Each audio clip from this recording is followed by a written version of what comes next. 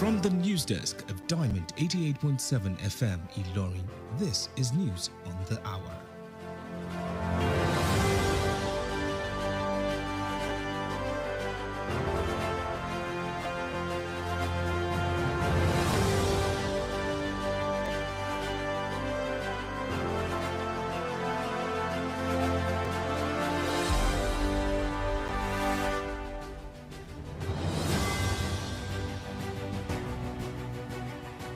In the headlines, federal government inaugurates committee on integration of traditional medicine. Federal Executive Council approves national policy on marine blue economy. EFCC discloses reasons for Very Dark Man's arrest, gives condition for release. Kwara government adopts strategies to tackle security challenges. On the foreign scene, Congo and Rwanda submit draft peace proposal. And in sport, Europa League winners should not qualify for Champions League, says Wenger.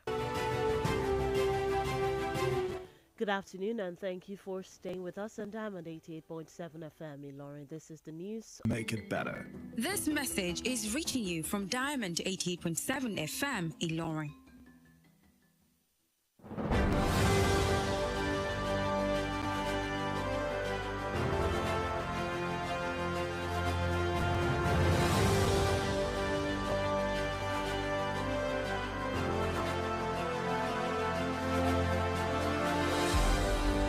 Welcome back from that short break. Please note that you can listen to us via our website www.diamondfm.net or watch us live on Facebook at Diamond 87 FM, in YouTube Diamond FM Ilorin. Now the news in detail.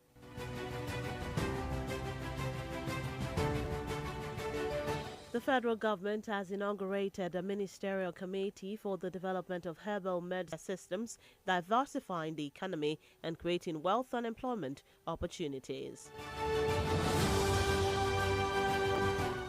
President Bola Tinubu and the Federal Economic Council on Monday approved Nigeria's 10-year national policy on marine and blue economy for the period of 2025 to 2034.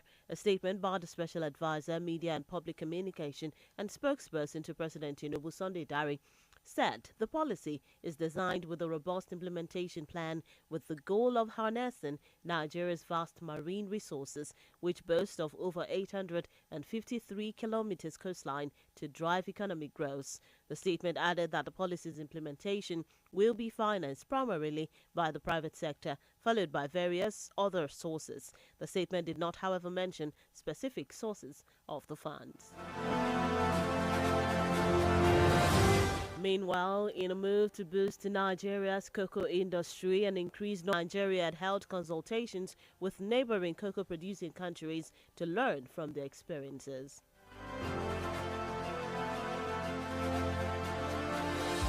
The Economic and Financial Crimes Commission, EFCC, has claimed that it exercised its mandate of tackling economic and financial crimes when they invited Martins Innocent Ose, popularly known as Very Dark Man.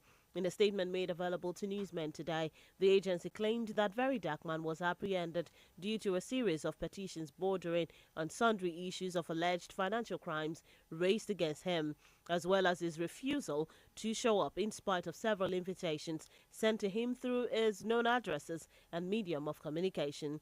The agency, however, warned against several unguarded attacks against its operations, noting that it has lawful right to hold the suspect in custody like any other suspect being investigated by the Commission.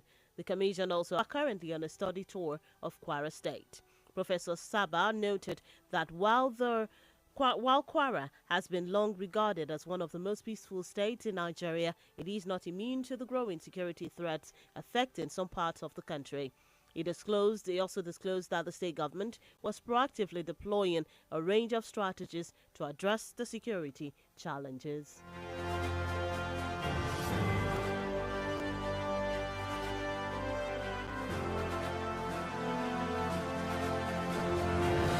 And lastly, on the local scene, an Ilorin-based public affairs commentator, Comrade Joel Afolayan, has stated that Nigerian politicians conduct themselves on the principle of legality, rather applauding the National Judicial Council, on its principles and standards in uncovering abuses in the judicial tenets. Comrade Afolayan disclosed that Nigeria's legal system has become affordable for the highest bidder. Two other legs upon which the legality of a principle or a concept stands. Okay. The first one is morality, and the second one is humanity.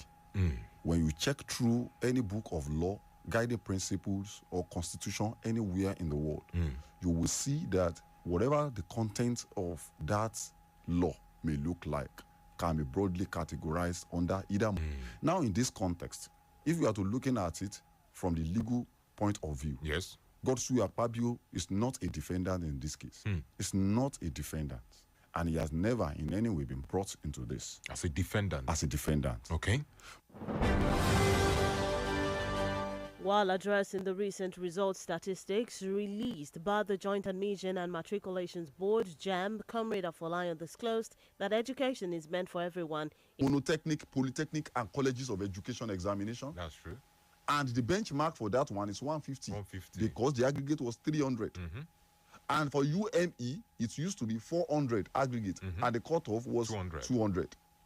But the moment we have them unified, that is unified tertiary education. Okay. And in a single examination, you will now have to choose one university, one polytechnic, one college of education. It's a total loss of focus. It means student does not even know where he or she is going. And that was Comrade Joel Afolayan speaking there. That's it on the local scene. The news on the hour is reaching you from Diamond 88.7 FM Ilorin. We take a short break. When we return, Congo and Rwanda submit draft peace proposal. We'll bring you the story on the foreign scene. And kì í sì rẹ̀ mí bẹ́ẹ̀ ni kì í sú mi àwọ̀ mi sì ń jí pépépé síbi ìtọ́mọ tuntun lójoojúmọ́ ẹ fẹ́ mọ̀dí abájọ. Monomin Plus atẹ́jẹ̀ṣe oògùn tó ń fi epo ẹja cod liver oil ṣẹjọ́ ẹ̀ food supplement ni. èròjà ẹ peléke ó ń tara ṣe ó ń mára dán ó ń jẹ́ kọ́mọdé dàgbà dáadáa ó sì ń jẹ́ kí àgbàlagbà máa ta kébékébé. Monomin Plus. Monomin Plus fún èròjà tó ń tún inú ara ṣe lẹ́yìn ìwádìí ìmọ̀ ìjìnlẹ̀ a tún fi èròjà cod liver oil epo ẹja sí i ló fi wá di oògùn méjì tá a papọ̀ sínú ẹyọ kan ṣoṣo la fi ń pè é ní Monomin Plus. iléeṣẹ́ tuyi pharmaceutical industries limited àwọn tó lórúkọ tó ṣe gbẹ́kẹ̀lé níbi kápò oògùn òyìnbó ló ṣe Monomin Plus. Monomin Plus.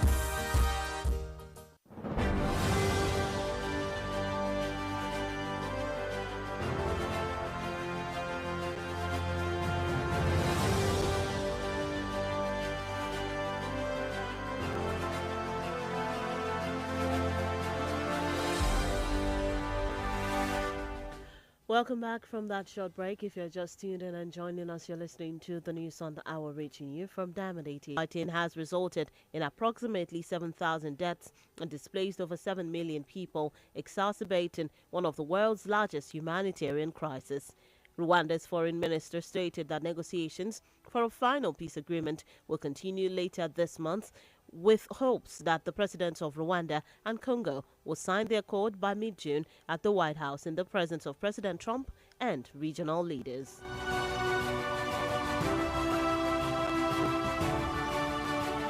Still on the foreign scene, the paramilitary Rapid Support Forces, RSF, has intensified attacks in Port Sudan, a major city in Sudan, after launching their first strikes on the eastern Sudanese city this weekend. According to a statement by military officials, the RSF unleashed drones on key targets earlier today, hitting the city's airport, its port, and a hotel. Witnesses for a position in the Europa League final in Bilbao on 21st May, with both sides holding aggregate advantages heading into the semi-final second legs. Recall that the UEFA amended its rules in 2014, allowing Europa League winners to qualify for the following season's Champions League tournament. However, Wenger disagrees with the policy. He emphasized that the winners should automatically qualify for the next Europa League and not necessarily for the Champions League.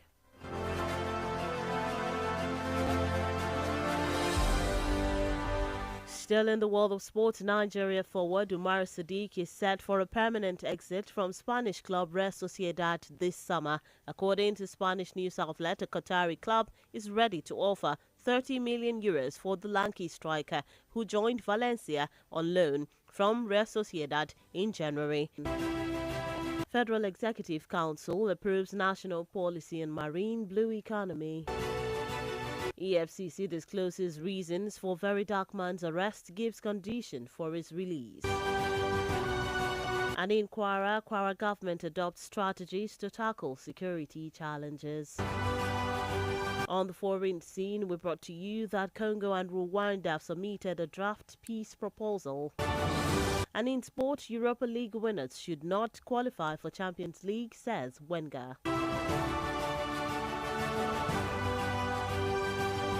Before we wrap up the news this afternoon, we go to our Today in History segment. Did you know that on this day in 1960, the United States government signed the Civil Rights Act into law, addressing voters' rights and providing protections for voting rights by establishing federal inspections of local voter registration polls and introducing penalties for anyone who obstructed someone's attempt to register or to vote. Now you know. 7FM on Instagram and Facebook, and at Diamond FM Ilorin on YouTube. The news on the hour was edited by Nidu Okore. I am Bisola Oduwole Sulieman. Thank you for listening to your shining supreme station. Do stay tuned for the Yoruba news coming up shortly. Good afternoon and have a lovely rest of the day.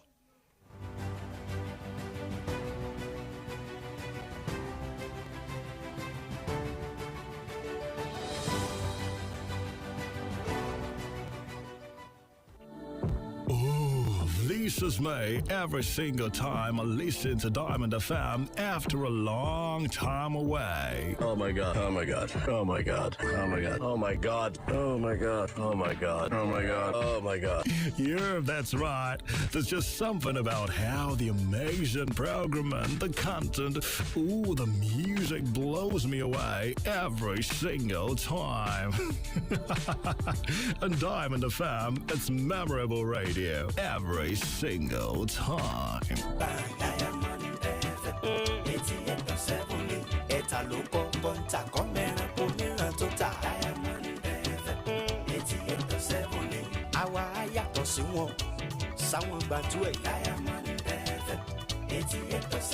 Àjànàkú kọjá mórí kan fìrí tabarí ní ká mọ̀ parí. Má yí kúrò níbẹ̀ Ṣọlá voice mò ń tẹnu mọ́. Ó yá filẹ̀ síbẹ̀ yẹn kó máa ṣe wẹ́lẹ́wẹ́lẹ́. Diamond FM 88.7. Diamond FM. Diamond FM 88.7.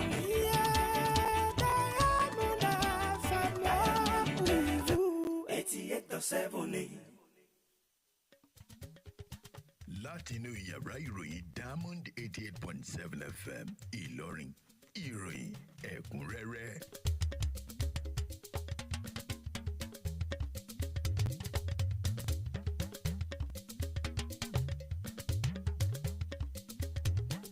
ṣáájú ẹgbọ́ àwọn kókógun ìpèníjà tábò tó ń bá ìpínlẹ̀ yìí fínra. Ní ilé òkèrè ilẹ̀ Congo Rwanda fìfẹ́ hàn láti buwọ́lu ìlànà kógun omi kógun sinmi. Wenger fohùn lédè lórí àǹfààní tẹnubá gba ìdíje Europa League ń jẹ láti kópa ìdíje Champions League.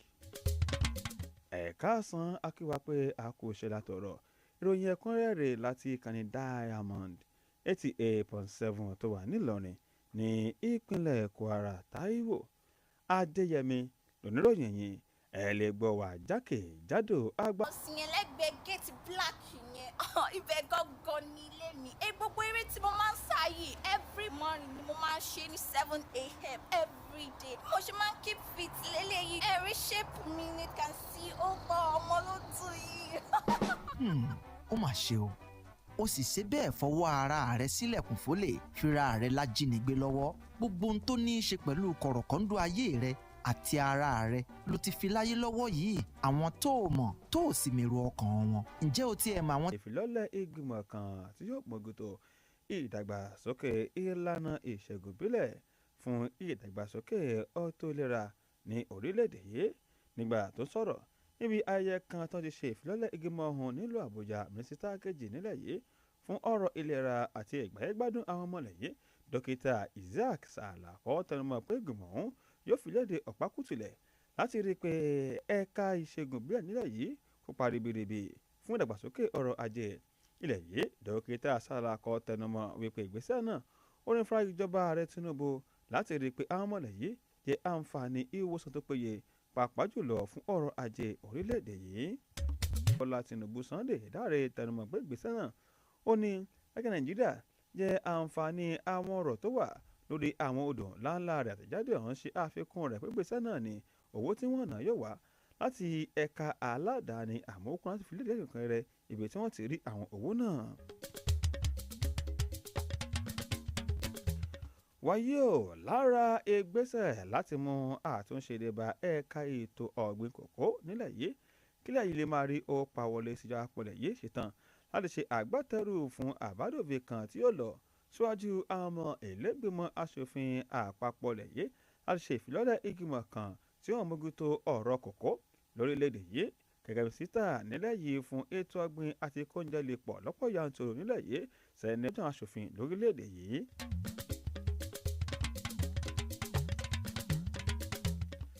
àjọ tó ń fúngun mọ́ àwọn tó bá ṣòwò òlu mọ̀kùmọ̀kù ilẹ̀ yìí EFCC ti ṣàlàyé wípé òmùgbésẹ̀ gẹ́gẹ́ bí ìlànà òfin ilẹ̀ yìí àtàṣẹ tí ó ní láti dẹ́kun ìwà ọ̀daràn owó náà àti ọrọ̀ ajé ló fà á tó fi ránṣẹ́ pé Martins Innocent Oze tọ́pọ̀ ọlọ́pọ̀ mọ̀ sí Very Dark Man jáde kan tó lóde lónìí láti wo àjọ EFCC ṣàlàyé pé Very Dark Man ọ̀nà wọn gbà. ní ìpínlẹ̀ Kwara ìjọba ìpínlẹ̀ ti jẹ́jẹ́ ìfarajìn rẹ̀ láti rí i pé ó ṣe eégún ẹ̀yìn ìpèníjà ètò ààbò tó ń ba ìpínlẹ̀ yìí fínra. akọ̀wé sí ìjọba ìpínlẹ̀ Kwara ọ̀jọ̀gbọ́n Mama Saba Jubril fún léde gbà tó ń kíkà ààbọ̀ sí ìpínlẹ̀ yìí àwọn akẹ́kọ̀ọ́ kan tí wọ́n wá láti iléeṣẹ́ ológun ojú òfurufú nílẹ̀ yìí tí wọ́n kẹ́kọ̀ọ́ ní Jájì tí wọ́n ṣe wá ṣe àbẹ̀wò sí ìpínlẹ̀ yìí. ọ̀jọ̀gbọ́n Saba tẹnumọ́ wípé ìpínlẹ̀ Kwara ó ní wọ́n wò ṣáájú wípé ó jẹ́ ìpínlẹ̀ tó ní àlàáfíà jùlọ àmọ́ ní báyìí wọ́n ti ń kojú ìpèníjà ètò ààbò tó ń ba ilẹ̀ Nàìjíríà fínra gẹ́gẹ́ bó ṣe tán ìgbésẹ̀ láti rí i pé ó ṣe eégún ẹ̀yìn ìpèníjà ètò ààbò tó ń ba ìpínlẹ̀ yìí fínra. aṣòfin àgbà ilẹ̀ yìí àfúlàyàn tẹ̀síwájú pé Akpabio kò nẹ́jọ́ jẹ nínú ẹ̀gọ́ tí wọ́n pè ọ̀hún àmọ́ ilẹ̀ Nàìjíríà ó ní àwọn olóṣèlú ń tẹ̀lé ọ̀rọ̀ tó ní í ṣe pẹ̀lú òfin wọ́n sì ń dàgúnlá sígbà tó ní í ṣe pẹ̀lú ìlànà ọmọnìyàn àti nǹkan tó tọ́. ó tẹ̀síwájú bíṣọ́ọ̀bù náà bá dẹ̀ fàgbàjọba lélẹ̀ yìí tó wà ní ìjánu ẹ̀ka àdájọ́ bó ṣe ń gbègbèsẹ̀ láti dẹ́kun aṣíwáwù lọ́wọ́ léde láti ọwọ́ àwọn ẹ̀ka ìdájọ́ pàápàá jùlọ. ó tẹnumọ́ pé Nàìjíríà ní báyìí ìdájọ́ wọn ti ń tà á ó sì ta fún ẹ̀ tó bá náwó jùlọ nígbà tó fún un léde lórí wọ́n ṣe fìdí rẹmi nínú ìdánwò tí ajáwò gbé kalẹ̀ tó jẹ́ ìdánwò UTME. Comrade Afọláyàn tẹ̀síwájú pé Nàìjíríà ó ní ẹ̀ka ètò ẹ̀kọ́ rẹ̀ wà fún gbogbo ènìyàn. ó wá kàmínú pé kí ló fà á pé àwọn akẹ́kọ̀ọ́ kọ ìdánwò kan náà bẹ́ẹ̀ sì rí wọn lọ sí iléèwé kan náà láti lọ kọ́ ẹ̀kọ́.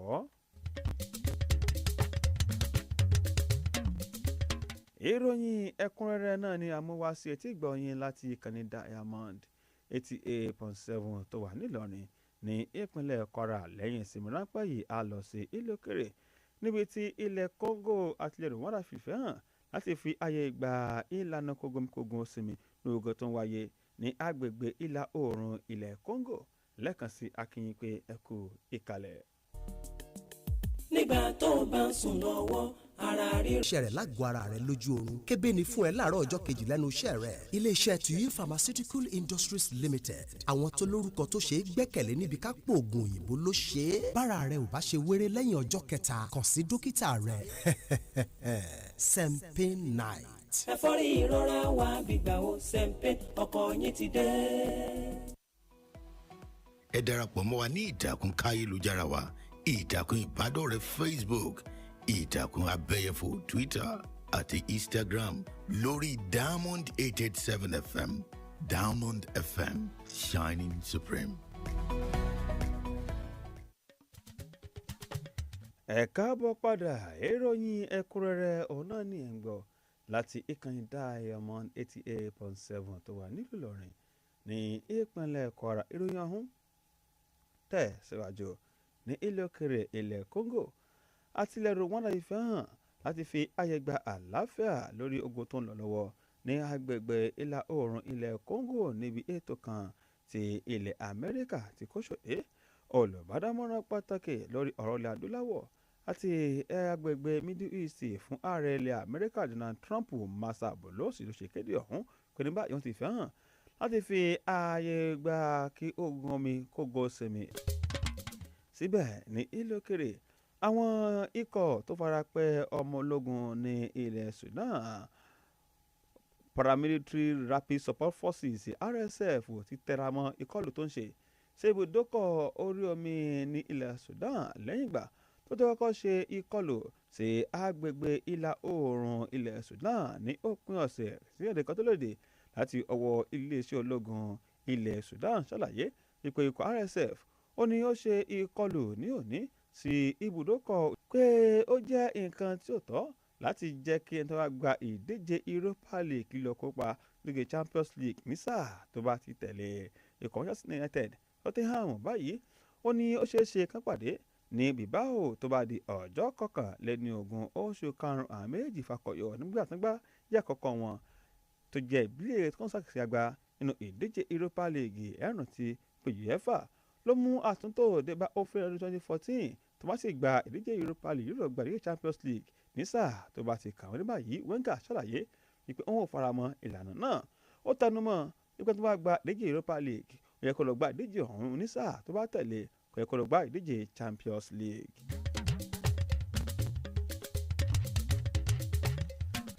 Agbábọ́ọ̀lù lọ́wọ́ wájú ọmọ ìlà kúrò nínú kọ̀sádà tó ti wá ṣe àyálò.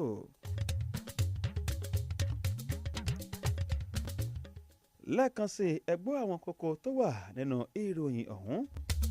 A sọ fún yín pé ìjọba àpapọ̀ lẹ́yìn ṣe ìfilọ́lẹ̀ ìgbìmọ̀ kan tí yóò mú gbogbo ìdàgbàsókè ìwòsàn ìbílẹ̀. A ti kà fún yín pé ìgbìmọ̀ aláṣẹ ilẹ̀ yìí fẹ́ kí buwọ́lu ìlànà àǹtẹ̀ ọlọ́dún mẹ́wàá fún ẹ̀ka orí omi nílẹ̀ yìí aṣàjẹgbàgbé bull economy. A ti sọ fún yín pé àjọ EFCC fún lédè rí páńpẹ́ òfin tó fi gbé Very Dark Man. A ti kà fún yín pé ìjọba ìpínlẹ̀ Kwara ṣetán láti ṣẹ́gun ìpèníjà ètò ààbò tó ń ba ìpínlẹ̀ yìí fínra. Ní ilé òkèrè a ti kà sétí gbọ̀nyìn pé ilẹ̀ Congo Rwanda fífẹ́ hàn láti buwọ́lu àlàáfíà kógun omi kógun ọ̀sìnmi. Lákòótán a kà fún yín pé Wenger fọhùn lédè lórí àǹfààní tó bá gba ìdíje Taiwo Adeyemi olótú tó kà á sí etí ìgbọ̀nyìn ẹ ṣé gan tí ẹ ń gbọ́ ìkànnì Diamond 88.7 tó wà ní Ìlọrin ní ìpínlẹ̀ Kwara lẹ́ẹ̀kan sí akínyìn pé ẹ̀yà ṣe o. ìròyìn ẹ̀kúnrẹ́rẹ́ láti ilé iṣẹ́ Diamond FM. Na him be the best, you make una dey hear am.